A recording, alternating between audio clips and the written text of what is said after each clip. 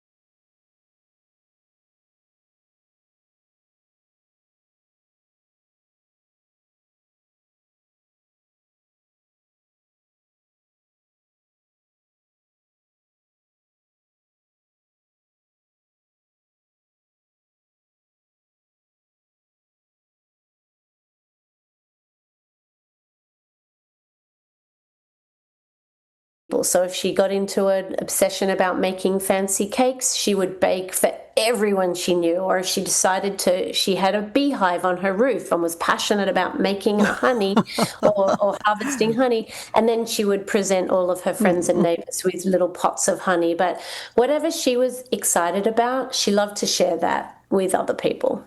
And then was that a kind of a thing there she would do these same kind of fun projects with you as a little girl? Yeah. Yes, she was very creative, and her expression for that passion and creativity was mostly in the kitchen. I mean, she had lots of other things that, got her out of bed in the morning, but she was a very, very good cook, and she definitely shared that with my sister and I grew up by her side watching her and learning from her. Mm. And then as she became a grandmother, she then really took my kids or her grandkids under her wing and loved to spend time with them in the kitchen. Now, it's your maternal grandmother that lived in Zimbabwe, and your Yes. mom was born and raised in Australia, or? No, so well, actually, my grandmother's name was Annika, and she was also a horticulturalist and a farmer, but she was born in Prague, in Okay. Czechoslovakia, Hmm. and she moved to Zimbabwe after World War II. And so my mum was born in 1949 in Bulawayo, Zimbabwe. But she then decided to move to London as in her early 20s. And she met my dad, who's Australian, in London. He persuaded her to move back to Sydney, which is where I was born. So Ah, there's been a lot of travel in my ancestral in my family immediately, and my ancestors have moved around the world a lot. yeah, those beautiful little stepping stones that give us all our beautiful outline is very important. And hopefully we can transfer and share all of that with the generations coming after us. Yeah. So her demeanor, first of all, was she homeschooled in cooking and all that, or did she study? Did she complete higher education? Yes, she did, but not in food. So she was a physiotherapist or a physical therapist, I think they're called here in the US. Mm-hmm. Very, very passionate, physical, like she was a healer both with her hands and her heart. And so her expertise was obstetric physiotherapy. So she worked a lot with pregnant women and postnatal mother baby type physio. So that was her professional training. Her culinary skills came really just from watching her mum learn. My grandmother was a great cook, baker, but these were all passions rather than professions. It takes the time. You have to have the passion to do that. But that's kind of, my mom was the same, these magical dishes that she would whip up for, minimum of 9, because with 7 kids, was just so exciting to me. Wait, you were one of 7? I Yeah, didn't know so for that. me, That's I guess crazy. my older siblings say that she did use cookbooks, but I just remember her making these amazing paellas, and because we grew up, we spent a lot of time on the water, and we would go out clamming and fishing and whatever, crabbing and grab whatever we wanted for the meal. So I don't ever remember her using a recipe. So for me, I try and whip things up at the last minute, and sometimes they work, and sometimes, we call it the newlywed meal. Oh, Jackie, I love that approach to food. That's how my mum cooked. She never had a cookbook out either. She cooked with her instincts, and she always knew that no matter what it really ended, if it wasn't the perfect cake or it wasn't the perfect meal, it really doesn't matter. If you're cooking for someone, it's inevitably got their love and their generosity in that dish, and you can always feel it and taste it. And I never learned to cook with the recipe book or teaching either. I just learned through trial and error. That's pretty great. And that's encouraging. And yet we have to talk about Sesame, your new cookbook, which is absolutely stunning. It's just so calming looking through those pages and the colors and the photos. So we'll get to that a little bit later on. It's called Sesame. Yum, yum, yum. So your mom, you've mentioned a couple of gifts that she has passed on to you, whether not so much material gifts. What else stands out when you think of Jane? Because again, she's not with you. What is she saying, or what kind of vibes do you get from her? She was so resilient. She had a difficult childhood. Both her parents were survivors of the Holocaust, and she grew up in a pretty depressed home with 2 parents who were traumatized, but also they were refugees essentially to Zimbabwe, so they didn't speak English when they arrived. They had to move from Europe to Africa, not have the language, the culture. They just had to rebuild their lives. And then my mum being born into that environment inevitably impacted her sense of, identity and relationship with her mother.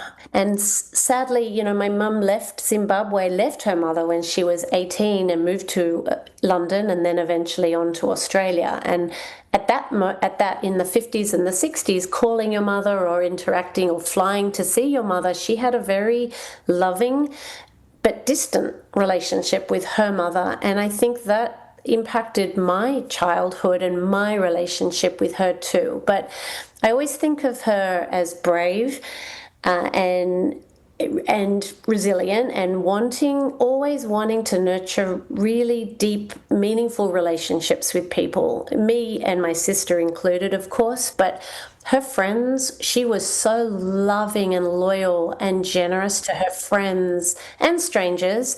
But she was just one of those people where if you were one of her friends, you always felt looked after and loved and seen and heard. And I know that sounds a little bit cliche, but she really knew how to be a dear friend to to people in her life. Well, sometimes we have to distance ourselves from an environment that, whether it seems unhealthy or it's not fulfilling or uplifting, we kind of have to take a hike. We have to walk away from it and figure out who we are and what we want in the world. And lucky for Jane that it worked for her to reinvent herself or refine herself and surround her with people that were encouraging, because that's really important. Yeah. Yes. She received and she gave that encouragement in equal measure. Do you talk to her?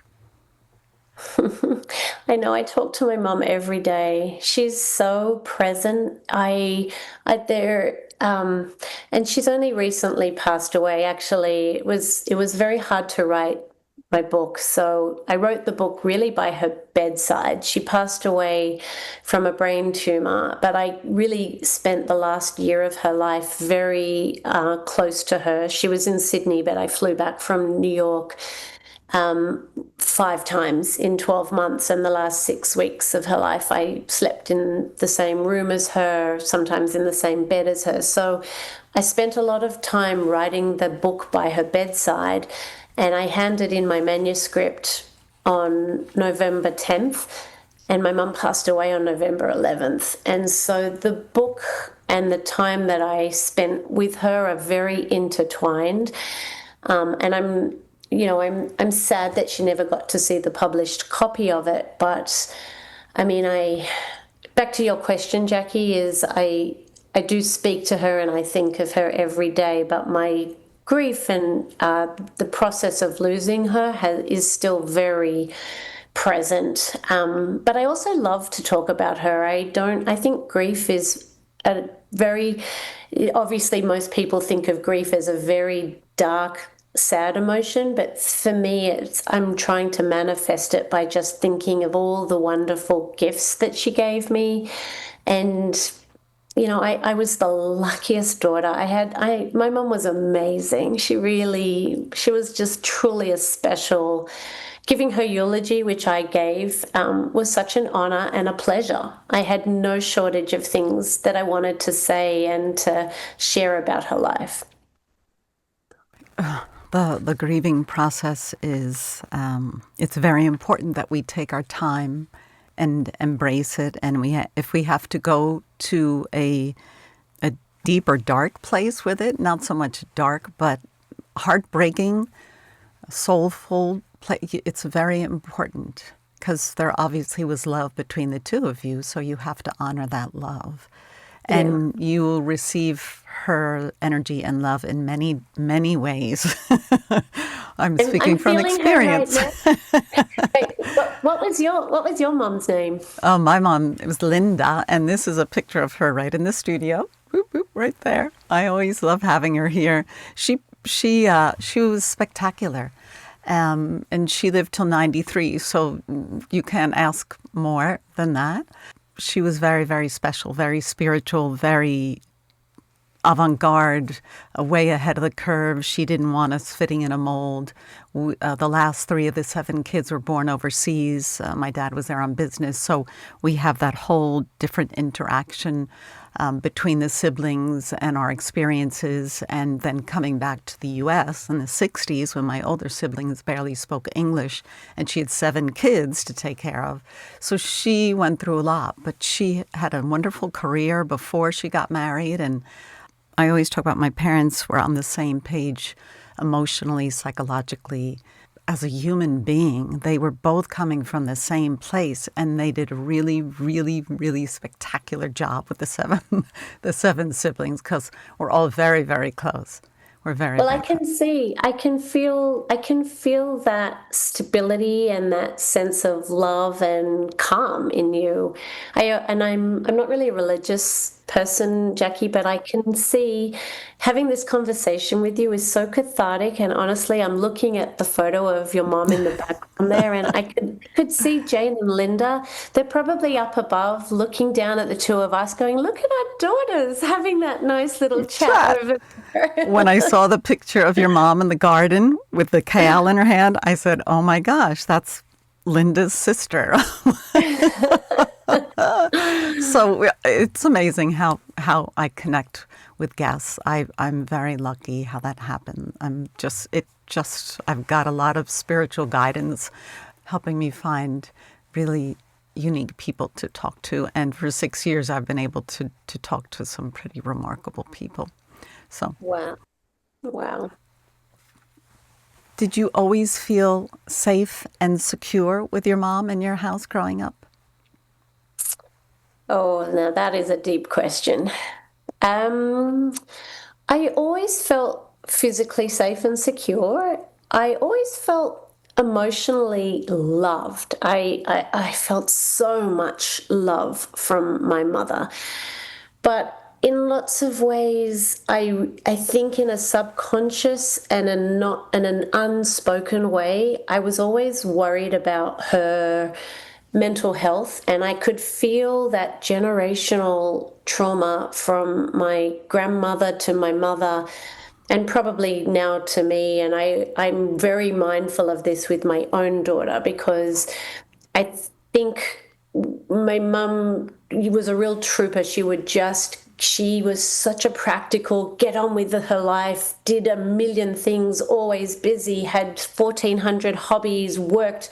She worked up until she was 75 when she died, and she had been working up until the June, like 3 months before she passed away, working really hard. So, but I think in many ways she filled her time and days and relationships in order not to feel her own pain. And so did I feel safe and secure? I guess it's a difficult way of saying yes, but no. I always felt a sense of sadness in my family, and in my relationship with my mum, I knew that she was sad, even though she was outwardly very active and busy.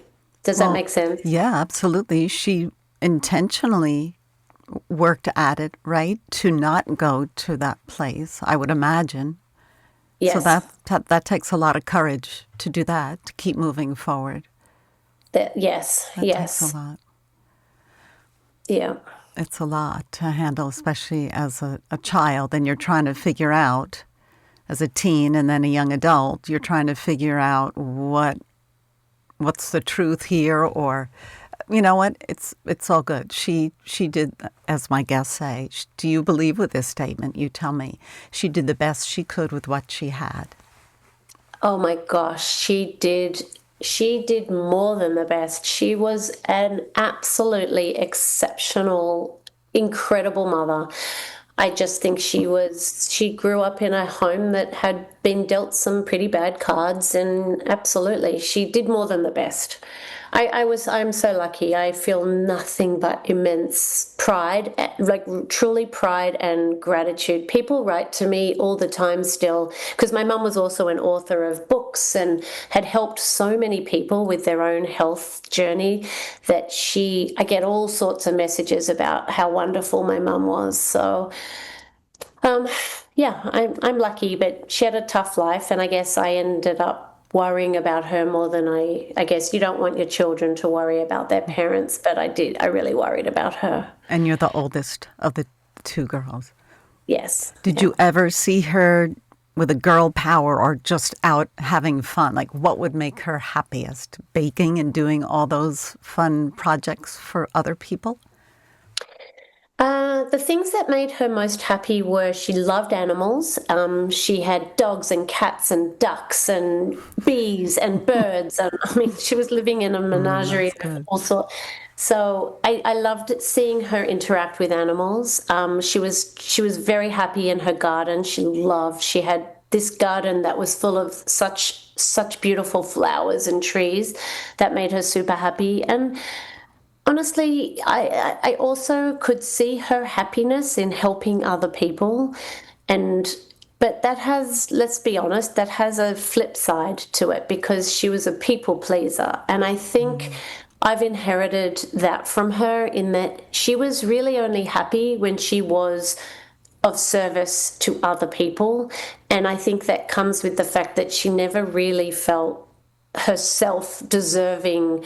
People It's pleasers are so always, complicated.